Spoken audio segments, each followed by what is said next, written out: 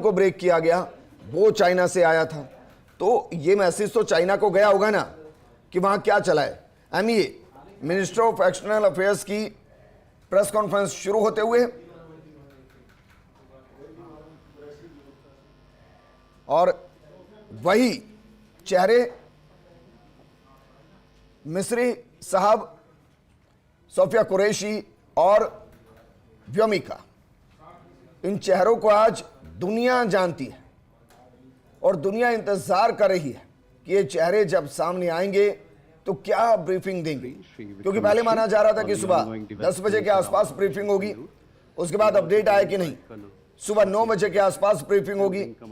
फिर इस वक्त में बदलाव किया गया और कहा गया कि शाम 5:30 बजे के आसपास ब्रीफिंग होगी।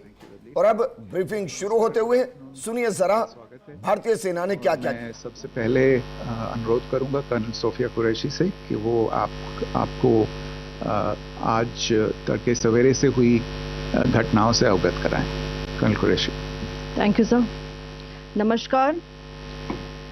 8 से 9 मई 2025 की मध्य रात्रि को पाकिस्तानी सेना ने सैन्य बुनियादी ढांचे को निशाना बनाने के इरादे से पूरी पश्चिमी सेना पर भारतीय वायु क्षेत्र का कई बार उल्लंघन किया।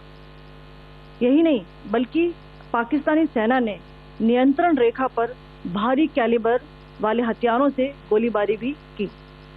अंतर्राष्ट्रीय सीमा और नियंत्रण रेखा पर लेह से लेकर सरक्रीक तक 36 स्थानों पर 300 से 400 लगभग ड्रोनों का इस्तेमाल घुसपैठ का प्रयास करने के लिए किया गया।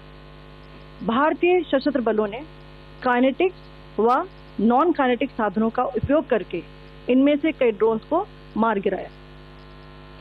इतने बड़े पैमाने पर हवाई घुसपैठों का संभावित उद्देश्य वायु रक्षा प्रणालियों का परीक्षण करना और खुफिया जानकारी इकट्ठा करना था।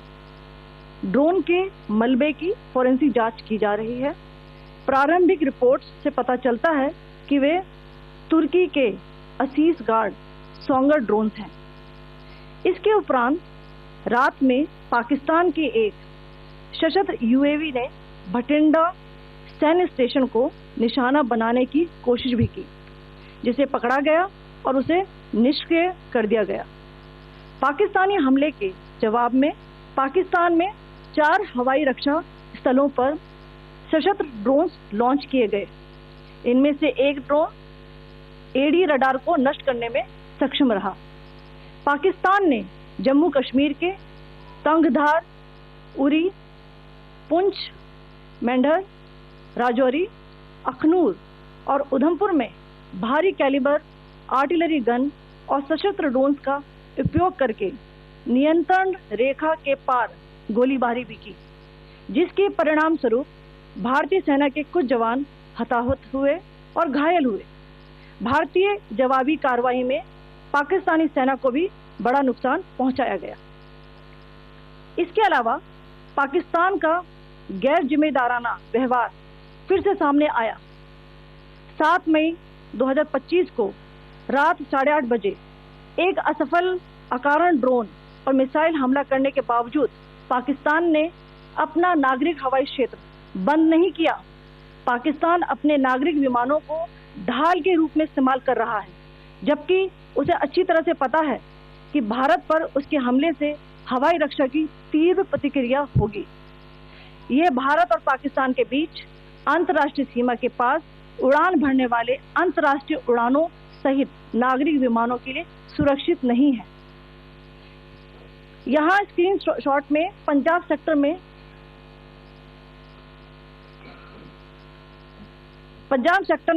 हाई एयर डिफेंस अलर्ट स्थिति के दौरान एप्लीकेशन फ्लाइट रडार 24 का डेटा दिखाया गया है।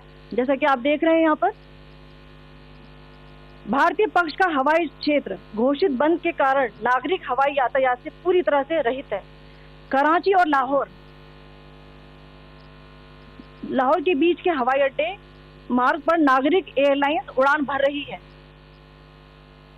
हाई अलर्ट किया गया है विमान फ्लाइनेस एविएशन का एयरबस 320, जैसा कि आप यहाँ देख रहे हैं, जो कि शाम को 5:50 बजे दमम से शुरू हुआ और रात को 9:10 लाहौर में उतरा। ये सारा डिटेल्स आप यहाँ देख रहे हैं, ये डिटेल्स यहाँ लिखा हुआ है। Can you see this?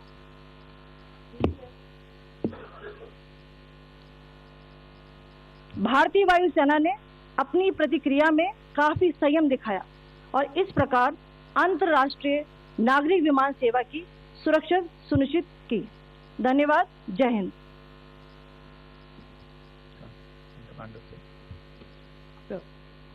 Good afternoon to you all. On the intervening night of 8th 9th May 2025, Pakistan military carried out multiple violations of Indian airspace along the entire western border with an intent to target military infrastructure. Pakistan military also resorted to firing of heavy caliber weapons along the line of control.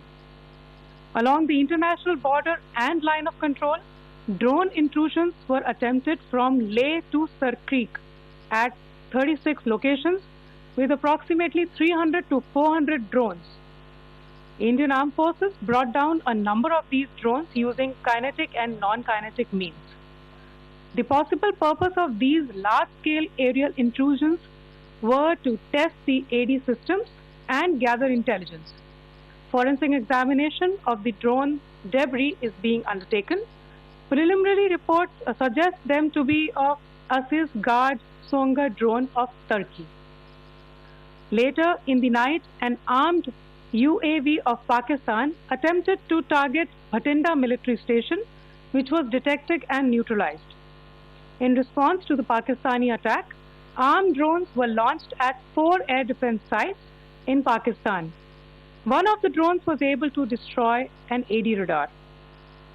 Pakistan also carried out artillery shelling across the line of control using heavy caliber artillery guns and armed drones at Sangdhar, Uri, Poonch, Mendhar, Rajouri, Akhnur and Udhampur in Jammu and Kashmir area, which resulted in some losses and injuries to Indian Army personnel. Pakistan Army also suffered major losses in Indian retaliatory fire. Additionally, Pakistan's irresponsible behavior again came to fore.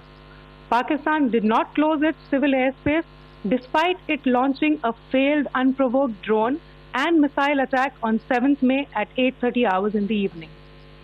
Pakistan is using civil airliners as a shield, knowing fully well that its attack on India would elicit a swift air defense response. This is not safe for the unsuspecting civil airliners, including the international flights which were flying near IB between India and Pakistan. The screenshot we just showed and we shall share with you, it shows the data of the application Flight Radar 24 during a high air defense alert situation in the Punjab sector. As you have seen, the airspace on the Indian side is absolutely devoid of civil air traffic due to our declared closure. However, there are civil airlines flying the air route between Karachi and Lahore. Amongst the other civil aircraft that you can see, we have highlighted an aircraft which is Airbus 320 of Flynas Aviation, which was originated from Dammam at 1750 hours and landed later at Lahore at 2110 hours in the night. Indian Air Force demonstrated considerable restraint in its response, thus ensuring safety of international civil carriers.